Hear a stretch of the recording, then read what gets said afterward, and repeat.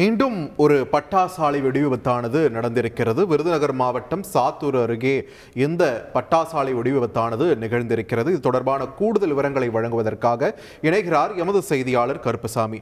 கருப்பசாமி, வணக்கம். இந்த வெடிவிபத்தானது எப்பொழுது நடைபெற்றது? இதனுடைய பாதிப்பின் தீவிரம் என்ன? பதிவு பண்ணுங்க விரிவாக. வணக்கம். சாத்தூர் அருகே அச்சங்குளம் பகுதியைச் சேர்ந்தவர் சகாதேவன். அவருக்கு சொந்தமான பட்டாசு ஆலை என்பது பந்துவாரிப்பட்டி பக்கத்துல இயங்கி வருகிறது. இந்த பட்டாசு ஆலை என்பது டிஆர்ஓ லைசன்ஸ் பெற்று செயல்படுவது. இந்த பட்டாசு ஆலையில் சுமார் 20க்கும் மேற்பட்ட தொழிலாளர்கள் என்பது பணிபுரிந்து வராங்க. இன்று காலை பட்டாசு உற்பத்திக்கு தேவையான மூலப்பொருட்களை கலக்கி வைப்பதற்காக ஒரு 4 பேர் மட்டும் பட்டாசு ஆலைக்கு பணிக்கு வந்திருக்கிறாங்க. இந்த நிலையில பட்டாசு ஆலை அந்த மருந்துகளில் ஏற்பட்ட உராய்வு காரணமாக பட்டாசு ஆலையில் வெடி விபத்து என்பது ஏற்பட்டிருக்கிறது. இந்த வெடி விபத்தில் சம்பவ இடத்தில் தற்போது வரை 3 பேர் இறந்திருப்பதாக முதல்கட்ட தகவல் என்பது வெளியாகி உள்ளது.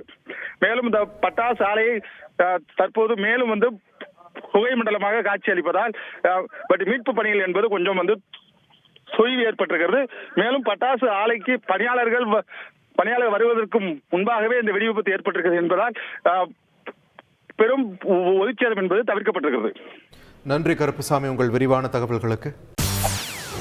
செய்திகளை உடனுக்குடன் தெரிந்து கொள்ள உடனே சப்ஸ்கிரைப் பண்ணுங்க.